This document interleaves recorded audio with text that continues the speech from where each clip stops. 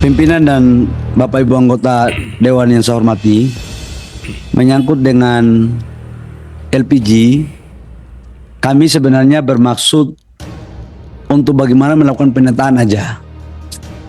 Tidak ada maksud lain. Tapi kalau Bapak Ibu setuju untuk tidak kita lakukan penataan, ayo.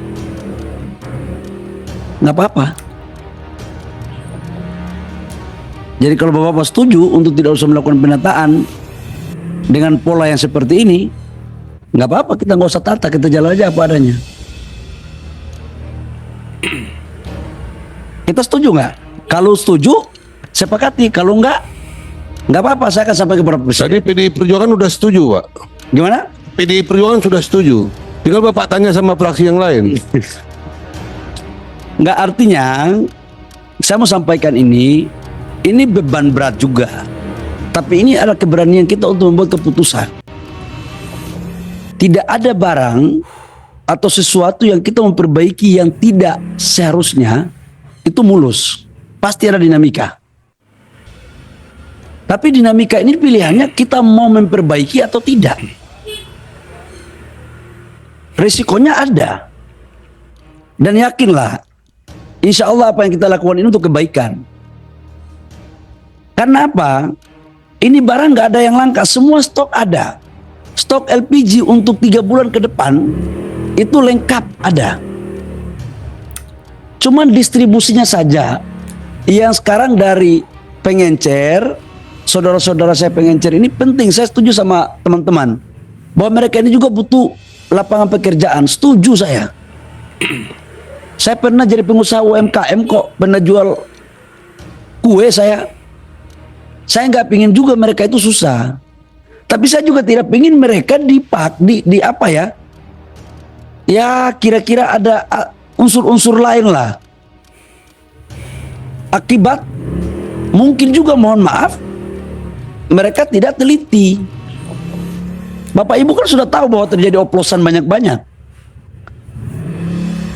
Ini kalau kita biarkan uang 87 triliun ini nyampe. Itu aja kalau saya. Itu satu.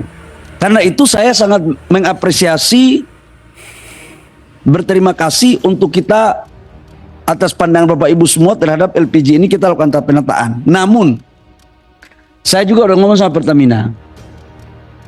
Kami akui kok bahwa ada juga laporan yang masuk ke saya bahwa ada dan lain-lainnya itu, syarat-syarat dan lain-lainnya berupa UPT. Ada itu. Dan saya udah bilang sama Pak Dirut Pertamina, yang kayak begini nggak perlu kita pelihara dan harus kita selesaiin. Itu saya jujur aja. Saya juga dapat laporan teman-teman pengusaha saya kan banyak. Tapi udah, itu masa lalu. Kita mau menatap masa depan. Nah, terkait dengan ini, menyangkut dengan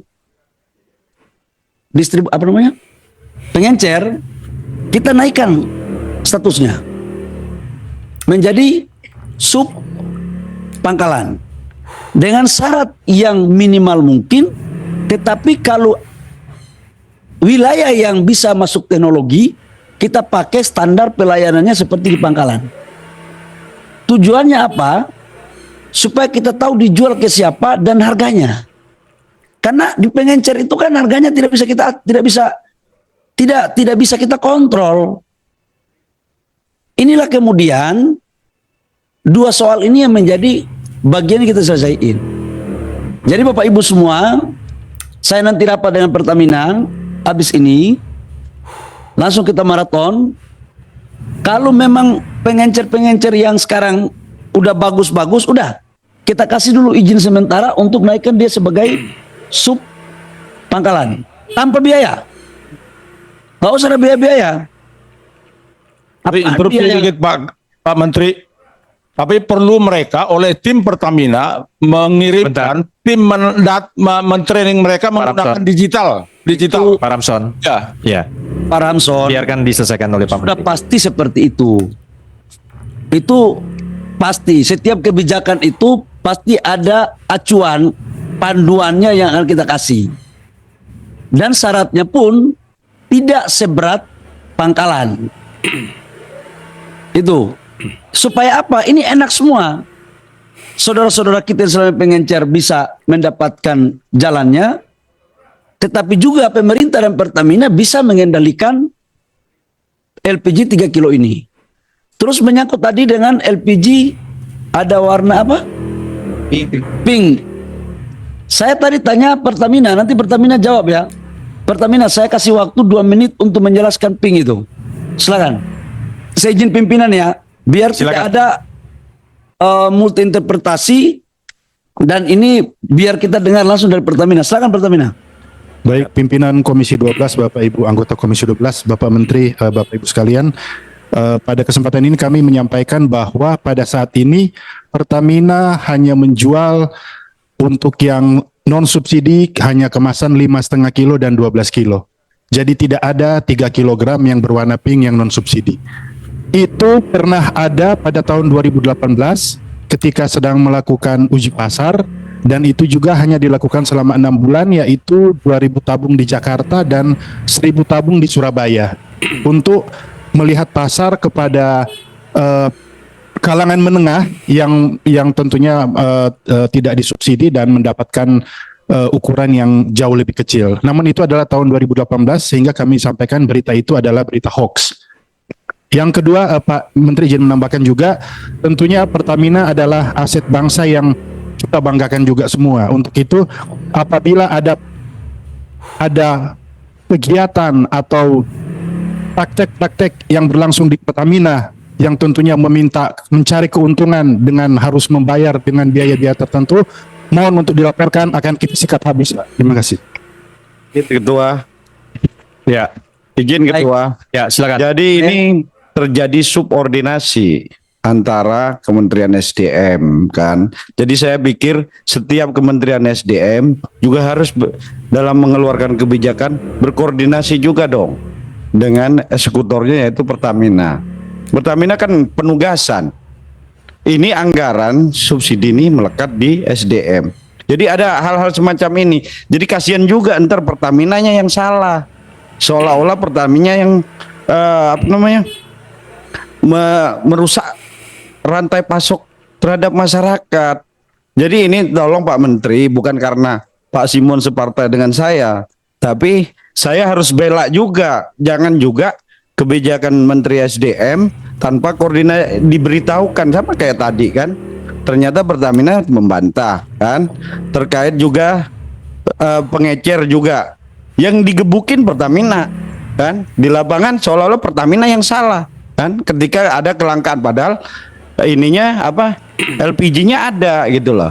Jadi saya pikir ke depan ini Dirjen Migas baru, tolonglah regulator dan eksekutor itu saling berkoordinasi gitu loh. Jangan jalan masing-masing. Itulah butuhnya kita koordinasi antar sesama itu. Pimpinan, saya boleh lanjutkan dulu pimpinan? Ya, silakan Pak. Baik, itu sekedar penjelasan tambahan. Kami dengan Pertamina selalu koordinasi, nggak ada yang tidak dikoordinasikan.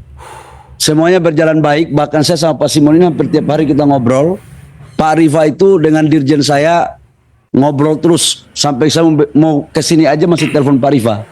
Jadi Pak Bambang, insya Allah semua ini dalam kerangka yang baik. Sebenarnya di antara kami koordinasinya bagus.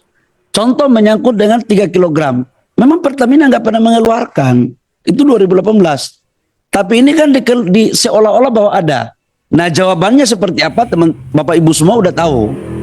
Bahwa memang ada yang tidak nyaman ketika kita mau tertibkan proses untuk pendistribusian daripada pengencer. Tapi kita sayangi, kita hormati pengencer, dan pasti kita akan memberikan yang terbaik untuk rakyat kita.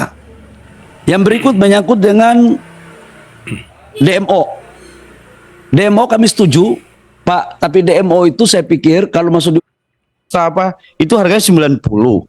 Kalau ke PLN 70, ya mereka lebih milih ke yang 90. Jadi saya pikir kita harus gugah. Kalau kita gugah baik-baik, nggak bisa kita masukkan di dalam undang-undang.